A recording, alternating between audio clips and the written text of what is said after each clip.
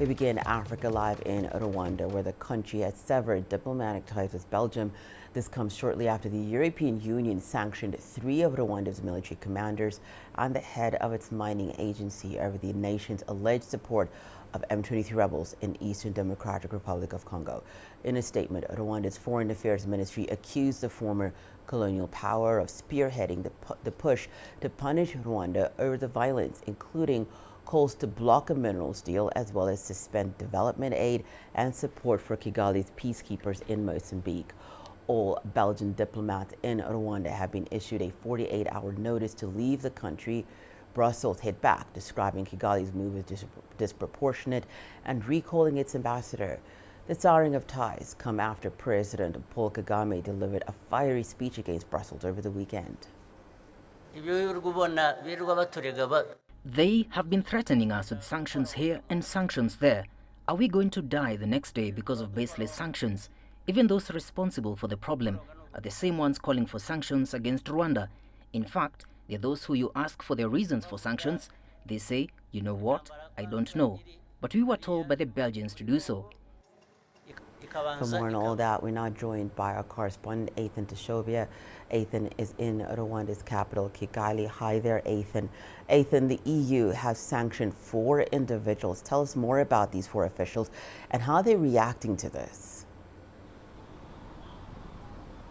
Hannah, the reaction has been quite disappointed for Rwandan government, especially on the Rwandan government, where they're saying that the belligerents knew what they were doing all along. They've been allegedly supporting the government in DRC to push for sanctions in the European Union. This is, of course, factoring in the fact that the European Union headquarters are in Brussels. They have been rallying all other European Union member states to consider sanctioning Rwanda as well. So, but with the sanctions coming up and especially considering that they have those on the list of sanctions are key members of Rwanda's defense forces, including the commander of the Rwanda's special force, as well as the commanders of the Division 2 and Division 3. And these are divisions, for your information, these are the areas, the Division 3 and Division 3 and Division 2 serve the areas of the western and northern Rwanda, which are, have been largely affected by the conflict in Eastern DRC because they border Eastern DRC as well. They're closer to DRC and Burundi. So these are the, the areas and the commanders that have been listed on those that are sanctioned in the new list that is issued by EU. So Rwanda is disappointed by the sanctions, but they're saying they're not. They kind of saw it coming, considering that Belgium was sort of trying to help the government in Kinshasa to push for sanctions in the European Union. Hannah. So, Ethan, our understanding is that Rwanda has already recalled its diplomats from Brussels and that Belgium has recalled its envoy from Kigali. Give us more details on how things got this intense. There were junior envoys, diplomatic envoys in Brussels from Rwanda. Already in 2023, Rwanda nominated former South African Ambassador Karega to represent Rwanda in Belgium, but Belgium did not accept the nomination of Karega. So Rwanda has not had an ambassador in Belgium since 2023. So the only person who was representing Rwanda's interest in Belgium was charged d'affaires and the other junior officials there. So it's not like Rwanda has lost in that sense of having a top diplomat there representing Rwanda's interest, whether in the EU, at the EU headquarters, or even in Belgium itself. But on the part of Rwanda, they're saying that this is something especially right after the issuing of Rwanda's statement, we saw the Minister of Foreign Affairs of Belgium saying that they regret Rwanda's stand on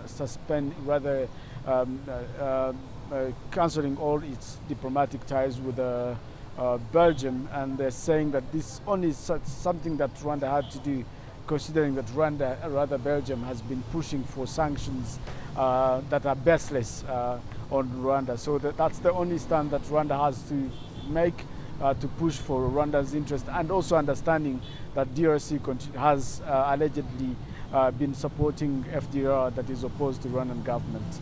Okay, so Ethan, we know that this comes ahead of those expected talks between the DRC government and the M23 rebels in Angola. I'll be back with you in a moment. Let's just give you some more details on that. The DRC government has said that it will send a delegation to Angola for talks with M23 rebels aimed at resolving the conflict in eastern DRC. Now, according to a spokesperson for President Felix Tshisekedi, details of who will be in that delegation cannot be revealed yet. Last week, Angola's President João Lourenço announced that his country would try to broker direct talks between the Congolese government and the M23 on Tuesday. Lourenço, who is also the current African Union chair, called for an immediate ceasefire in eastern DRC on Saturday, including cessation of all hostilities and attacks on civilians. He also called on M23 rebels to stop their advance into new areas in order to create a conducive environment for negotiations. Meanwhile, the rebels continue to seize more territory in eastern DRC. Humanitarian workers say the violence has forced nearly 370,000 people from their homes since early February in the Uvira and Fizi territories of South Kivu province. Well, let's go back to Ethan, who is in Kigali. Ethan, the timing of the EU sanctions list and this diplomatic fallout between Rwanda and Belgium is quite significant because it comes ahead of these expected talks that we've just talked about between the DRC government and the M23 rebels in Angola tomorrow. Is the M23, from what you understand, Ethan, is the M23 still committed to attend those peace talks, and what is Rwanda's position on those talks?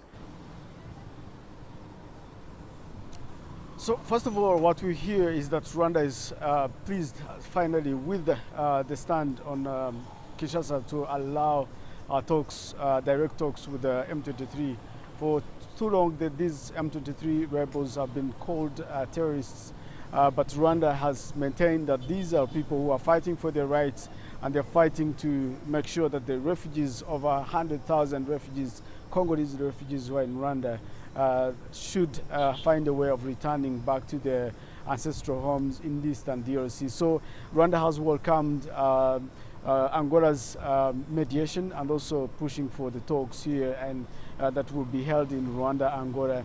And they hope that this finally will put to light some of the grievances that M23 has often put forward, that is fighting for their rights, but also being acknowledged as Congolese rather than being seen as Rwandans who are fighting to sort of take territory in eastern DRC. And finally, this is something that Rwanda thinks will bring lasting solution to the conflict in eastern DRC.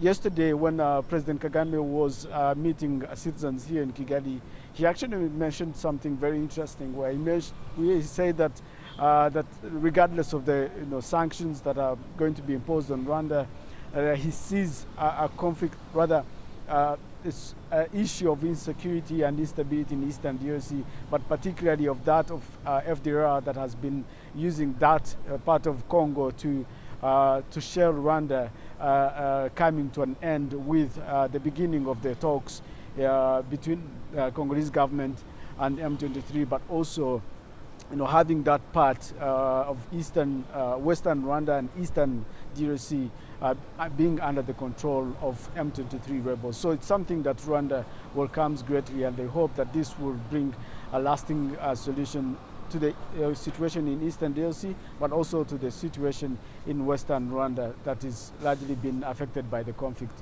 in that part of the region. Hannah. Ethan, thank you so much for all those details. Ethan Tashobe speaking to us from Rwanda's capital, Kigali.